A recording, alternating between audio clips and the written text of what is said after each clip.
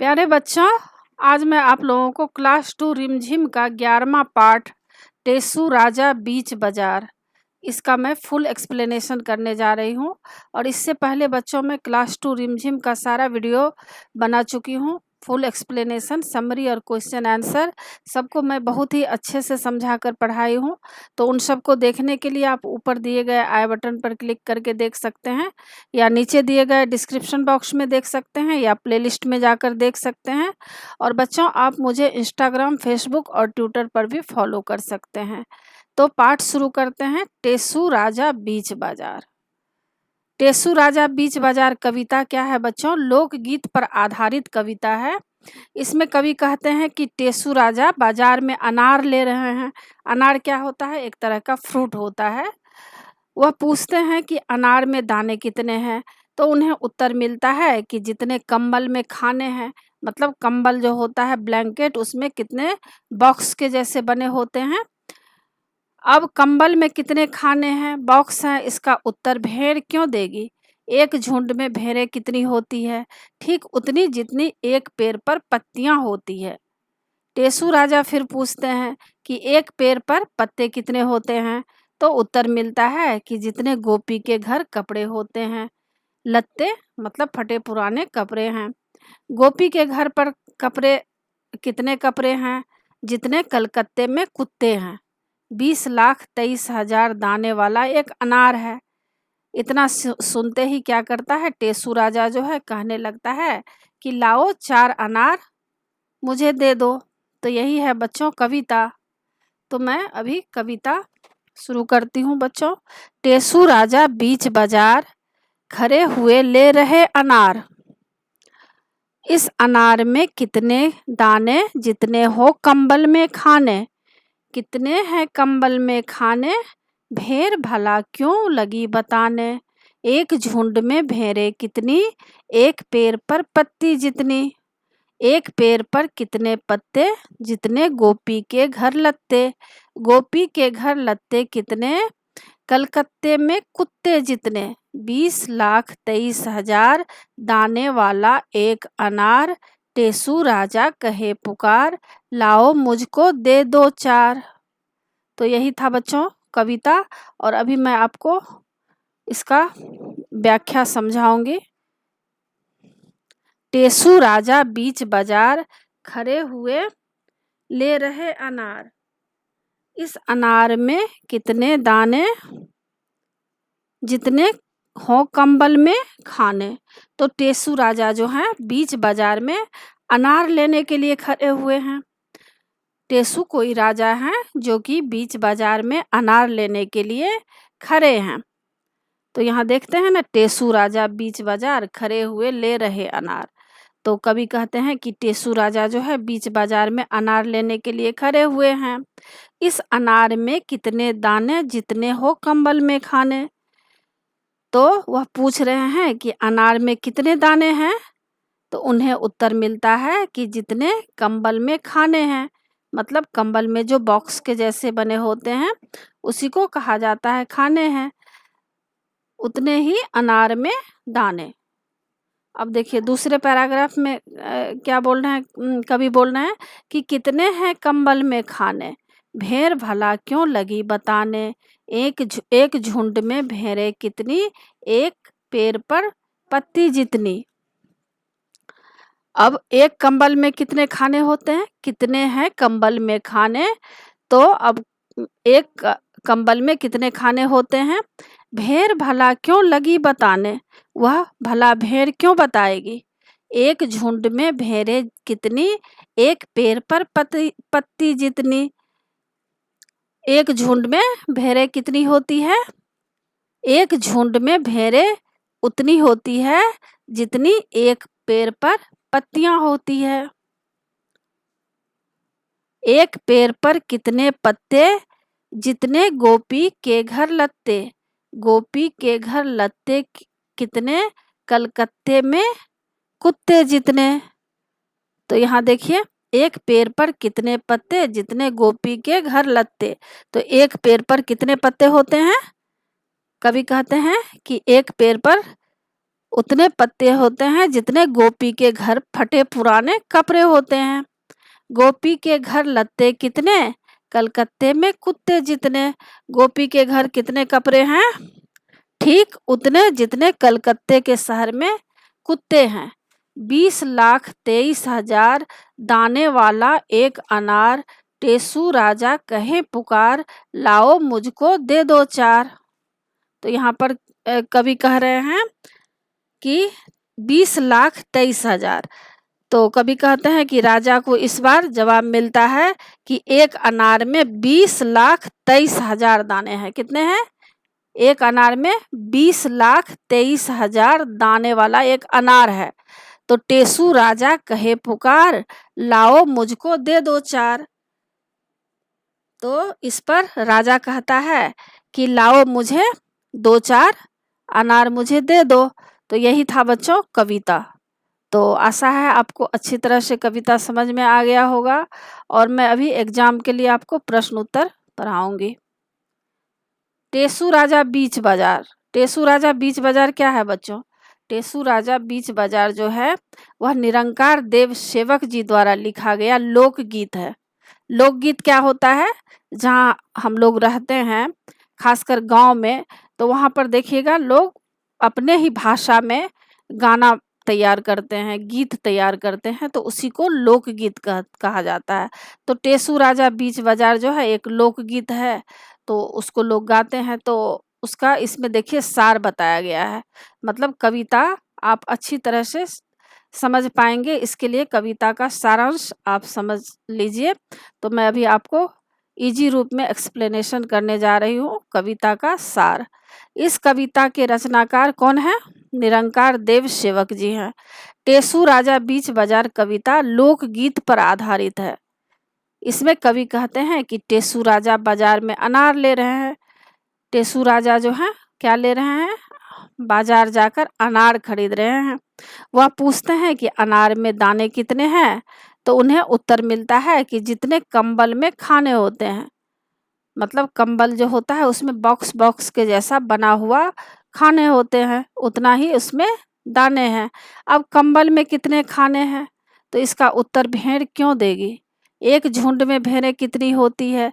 कवि कह रहे हैं कि एक झुंड जो होती है भेड़ें, एक झुंड में कितनी भेड़ें होती है? ठीक उतनी जितनी एक पेड़ पर पत्तियां होती है, मतलब अनगिनत भेड़ें होती है, उसको गिनना मुश्किल होता है, जैसे हम लोग पेड़ की पत्तियां को नहीं गिन पाएंगे। टेसू राजा फिर पूछते हैं कि एक पेड़ पर पत्ते कितने होते हैं? तो उत्तर मिलता है कि जितने गोपी के घर कपड़े होते हैं। गोपी के घर कितने कपड़े होते हैं? जितने कलकत्ते में कुत्ते हैं। 20,23,000 वाला एक अनार है। इतना सुनते ही टेसू राजा कहने लगे कि लाओ 4 अनार मुझे दे दो। तो यही था सारांश बच्चों। और देखिए इसमें आपको कविता का अर्थ भी दिया गया है, तो आप चाहे तो इससे भी अर्थ पढ़ सकते हैं, वैसे मैं आपको पढ़ा भी चुकी हूँ। और देखिए नीचे एग्जाम के लिए प्रश्न उत्तर है, आपके पाठ्य पुस्तक के प्रश्न उत्तर दिए गए हैं। गिनत अनगिनत। कुछ चीज़ें ऐसी होती है जिन्हें गिना जा सकता है और कुछ चीज़ों को नहीं। जिन चीज़ों को गिन सकती हो उसके आगे हाँ लिखो, और जिन्हें नहीं गिन सकती हो उसके आगे नहीं लिखो। उत्तर है कंबल के खाने। कंबल के खाने को नहीं गिन सकते हैं हम लोग। सिर के बाल नहीं गिन सकते हम लोग। घर के लोग, घर के कितने लोग हैं इसको हम लोग गिन सकते हैं, तो हाँ उत्तर होगा। चींटी के पैर, उसको हम लोग गिन सकते हैं, तो हाँ उत्तर होगा। कमीज के बटन, इसको हम लोग गिन सकते हैं, गिनती कर सकते हैं, तो हाँ उत्तर होगा। पेड़ के पत्ते, पेड़ में कितने पत्ते हैं हम लोग नहीं गिन सकते हैं, तो उसमें नहीं उत्तर होगा। आसमान के तारे को हम लोग नहीं गिन सकते हैं, तो नहीं होगा इसका उत्तर। कॉपी के पन्ने, कॉपी के पन्ने को आसानी से हम लोग गिनती कर सकते हैं, तो हाँ उत्तर होगा। अपने कपड़े, हम लोगों के पास कितने कपड़े हैं, तो उसको आसानी से हम लोग गिनती कर सकते हैं, तो हाँ उत्तर होगा। स्कूल के बच्चे, तो इसका उत्तर हाँ होगा। कवि बन जाओ तुम। नीचे दी गई कविता को ध्यान से पढ़ो। एक पेड़ पर कितने पत्ते?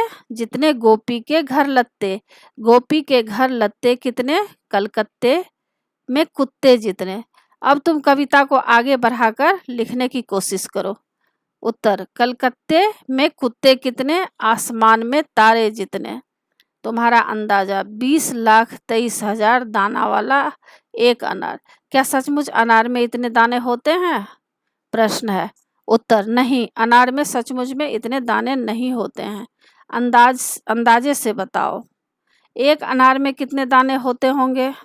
उत्तर है 100 या 150 दाने तक। एक मटर में कितने दाने होते हैं? उत्तर होगा 5-7 दाने। एक भुट्टे में कितने दाने होते हैं? भुट्टे किसको कहा जाता है? जो मक्का होता है उसको हम लोग भुट्टा बोलते हैं। तो एक भुट्टे में कितने दाने होते होंगे? तो उत्तर है 120 से 170 दाने होते होंगे। एक मूंगफली में कितने दाने होते होंगे? तो एक मूंगफली में 2 से 3 दाने। मौका मिलने पर जरूर जांच करना कि तुम्हारा अंदाजा कितना सही था। हाट बाजार। का टेसू राजा बाजार अनार लेने गए थे। तुम बाजार क्या क्या लेने जाती हो? उत्तर है, मैं बाजार खिलौने, पेंसिल, कहानियों की किताबें और चॉकलेट आदि लेने जाती हूँ। प्रश्न है, बाजार कैसे जाती हो? उत्तर, मैं अपने पापा के साथ मोटरसाइकिल या गाड़ी में जाती हूँ। प्रश्न है, उस बाजार का क्या नाम है? उत्तर है, उस बाजार का नाम चांदनी चौक या सदर बाजार है। अगला प्रश्न है, अपने घर के पास के कुछ और बाजारों के नाम पता करो। उत्तर, वीर बाजार, मीना बाजार, मॉल, मंडी आदि। ख का है, बाजार अलग अलग तरह के होते हैं, जैसे मंडी, हाट, सोम बाजार, मॉल, पेंट, किनारी बाजार आदि। कक्षा में बात करो कि इन सब बाजारों में क्या अंतर है। तुम्हारे घर के पास में किस तरह के बाजार हैं? उत्तर, पहला, मंडी, थोक माल बेचने की अनेक दुकानें यहाँ होती है मंडी में। हाट, दूसरा है हाट, ऐसा बाजार जहाँ अलग अलग किस्म की अनेकों दुकानें होती है। तीसरा है सोम बाजार, ऐसे बाजार हफ्ते के किसी एक निश्चित दिन एक स्थान पर और दूसरे दिन किसी और जगह पर लगते हैं। चौथा है मॉल, ऐसी जगह जहाँ पर एक ही छत के नीचे अनेकों दुकानें होती है। पांचवा है पेंट, ऐसा खुला स्थान जहां निश्चित दिन छोटे व्यापारी अपना माल बेचने के लिए बैठते हों। छठा प्रश्न है किनारी बाजार, ऐसे बाजार जिसमें थोक तथा परचून छोटे व्यापारी दोनों ही तरह की दुकानें होती है, जहां शादी ब्याह का सामान मिलता है। किनारी बाजार उसको कहा जाता है। मेरे घर के पास मंडी, वीर बाजार, मॉल और हाट हैं। फेर बदल, जितने हो कंबल में खाने। इस वाक्य को इस तरह भी लिख सकते हैं, कंबल में जितने खाने हो। इसी तरह नीचे लिखे वाक्यों को बदलकर लिखो। कितने हैं कंबल में खाने? उत्तर है, कंबल में कितने खाने हैं? कंबल में कितने खाने हैं। अगला प्रश्न है, एक झुंड में भेड़ें कितनी? उत्तर है, एक झुंड में कितनी भेड़ें हैं। अगला प्रश्न है, टेसू राजा कहे पुकार, लाओ मुझको दे दो 4। उत्तर, टेसू राजा पुकार कर कह रहे हैं कि मुझको 4 लाकर दे दो। अगला प्रश्न है, फूलों से बनाओ होली के रंग। उत्तर, फूलों से होली के रंग बनाओ। किसके नाम? टेसू राजा बीच बाजार खड़े हुए ले रहे अनार। अनार, आम, अमरूद, पपीता ये सब फलों के नाम है। बताओ ये सब किसके नाम है? उत्तर, कोलकाता, दिल्ली, भोपाल यह शहर है, नगर है। भेड़, बकरी, हाथी पशु जानवर। कमीज, कुर्ता, साड़ी कपड़े, पोशाक। मोर, कबूतर, उल्लू पक्षी। आलू, बैगन, भिंडी यह सब क्या है? सब्जी है। बाजार, बाजा, इन शब्दों को बोलकर देखो। जा और जा बोलने में अलग अलग होते हैं ना। नीचे ऐसे कुछ और शब्द दिए गए हैं, उन्हें बोलो और खोजो कि अक्षर के नीचे बिंदु होने और न होने से आवाज में क्या फर्क पड़ता है। दो दो शब्द खुद जोड़ो। उत्तर, जारा, जामुन, जमीन, कागज, गाजर, जाल, जिद, मजाक। तो इस तरह से बच्चों आप लिख सकते हैं। इसी के साथ पाठ की समाप्ति होती है। आशा है आप लोगों को सारा पाठ अच्छी तरह समझ में आ गया होगा और एग्ज़ाम के लिए तैयार कर लीजिएगा। और बच्चों, आप मेरे चैनल देवजनागरी को ज़रूर सब्सक्राइब कीजिएगा और सब्सक्राइब के बगल में बेल आइकन बटन है, उसे क्लिक कीजिएगा, लाइक कीजिएगा और शेयर कीजिएगा। कमेंट्स ज़रूर कीजिएगा कि आपको यह पाठ कैसा लगा। नए पाठ के साथ फिर मैं मिलूँगी बच्चों। धन्यवाद।